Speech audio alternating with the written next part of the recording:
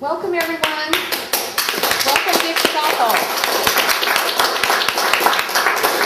We're happy to have Dick come from Alaska, and while he's here, share a little bit with us about Sarah Palin. Go ahead, Dick. All right. Are we excited about Sarah? Yeah! Yeah, it's just a wonderful experience to know her. And I homesteaded up in Alaska way back in 1971 with some friends of mine that now live in Sutherland, Oregon, and that's why I came here. They were dentists and get my tooth fixed, and now here I am talking about Sarah because we're so excited about her. But it's been just a great experience ever since she became the VP selection and everything at the National Convention. I was a delegate there, and it was just a wonderful experience. Everybody was just happy and excited about her from all the states. They would just come around and talk to us. And of course, the news, they were all piled up around us and everything. We got talk to them about 7 or 8 times a day, and just real exciting. And of course, I was born in St. Paul, so that made it even more exciting. My own home state. I was raised there, 65 miles from St. Paul. So I got my sisters in there as delegates, and not delegates but guests. I was a delegate, so I got them in as guests and some cousins and everything. So it made it a really good family time as well as being there. I really enjoyed the speeches that they gave, and I got real excited about those, and just really know that it's important for us now to keep them accountable to what they say. That's our job in the grassroots, is keep our legislators accountable to the platform and what they say. So I've known Sarah for about 10 years. First time I met her, I was a district chair there in Wasilla, Alaska, and she came to me to get a donation to run as the city mayor there.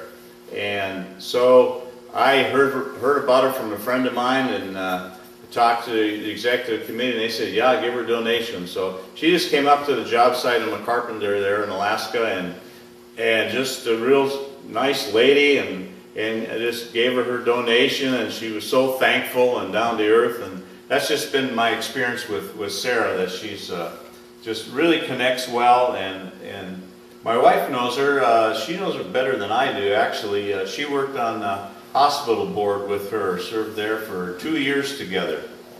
And her comment about Sarah after serving on that board is that she's a real sweetheart. And then also my wife worked with Sarah's mother, Sally, on the Healthy Community Committee. And then there's this prayer connection. There's a prayer group there in Wasilla, and Sarah's mother's involved in it, and some other friends of ours, and Mary Ann. And so we've been praying for Sarah for years. And knowing the experience about how Sarah connects with you just on your level and where you're at, no matter what she's doing or whatever, as happened to me at the state convention a few months back here. And she gave a speech and everything, and kind of stirred up, ruffled some feathers there like she does, and not on purpose, but she just tries to do the right thing. And in the process, some of the more established elite Republicans, because she just really tries, she really connects with the people in the grassroots level, and really is good that way. Well, after her speech, she was out in the hallway there being interviewed by the news, and I happened to be out there, and I said, well, I'd just like to say hello to Sarah and tell her thanks, for her speech. And we can always use encouragement.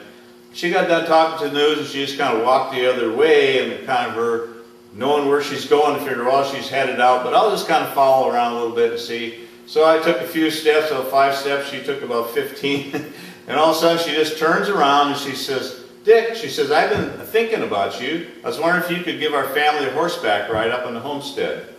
And that was just a really neat experience. And then at the National Convention, we got a chance to get together with her. We got the word we were going to be able to get together with Sarah. So we got on the buses and headed for downtown St. Paul. And we got in this room and got through the security and all that and got checked out.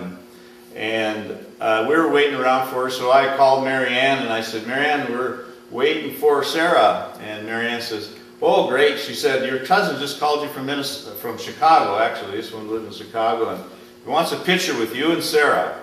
And so, of course, they told us shortly after that, no pictures with Sarah, because she had just a short period of time and all that, you know. But I kind of figured, well, I never know with Sarah what'll happen. And so she comes in the room, and she just kind of walks in and just all happy, but she just goes, boy, says, it's just good to be here with you folks, so thank you for being here. She said, I really need this time with you. It's been such a whirlwind. So she just gave a little welcome speech and just a thankful speech, as just what she is. And so then she just was going to talk with us and things. So I didn't think I'd get a chance to talk to her. There's a lot of people in the room, and so, but I knew I had a message from Mary Ann that would really be important to her, really encourage her. So I just kind of hung around there a little close, and then all of a sudden they just kind of opened up this little aisle, and they said, well, we're going to let people come through here to see her, and they said, Dick, go ahead, you know. So I just walked up to her, and I went to shake her hand, and she gives me a hug, and I says, well, I just got done talking to Mary Ann, and Mary Ann said to tell you that she's been praying for you, and that a lot of us are praying for you back in Alaska, and to hold the baby close. It's just such a wonderful testimony of the pro-life message and how to treat the underprivileged in the world. And so she just really received that, and so it was really a neat experience. You got the picture? Yeah, and then while I was, actually I've never told that while I was doing all that, this friend of mine was videoing me, actually. And so I have a video. I'll be sending all that stuff off, you know, when I get back home. And I know there's so much excitement around here, I might be coming back. I'm going to see if I can get back. And they're talking about Portland and different places that they want me to go. So we'll see. But I like small town America, like Sarah does. We want you to bring Sarah. Yeah, I don't think I can swing that one. Never say never. Yeah, that's true. She's the kind of lady that if she heard about this place, and she will, because I got some things that y'all have given me to give her, and different things like that, and a nice little thing for Republican Women's and that, and through her mother and contacts, you know, you never know what Sarah will do. Yeah. And people talk about her experience. They sound, you know, they talk like they're concerned about her experience. But what I've learned, you know, being in politics since Pat Robertson ran for president in 1988, and I was a delegate there in 1992 for the Republican convention in Houston, Texas, and that besides help making our representatives and our politicians accountable, you know, I learned that this experience that people call experience is more of a hindrance than anything else. And I believe that Sarah, you know, just knowing her and the things that she has done, you know, on the city council in a small town, and in the mayor and the things she did there, and then as the governor, she gets in as a governor, and things start changing. You know, in less than 2 years, she just made some changes I really liked. I mean, just really cleaned up things. Started in the Republican Party and started at home. You know, where we really need to think about that, even in our own personal lives. If we're going to change this country and get back on track with God, we need to, you know, just think, not blame shift, but just think about ourselves. But that's what I really like about Sarah. She's about accountability. She wants to get things, the foundation laid right. If there's something wrong, let's fix that so we can build properly. And I think now she gets elected as VP. We got a really good lieutenant governor, and I think she's laid the groundwork there where we can really do some really good in our state. So I think her experience is just really adequate in all those areas, and her ability. She's a quick learner.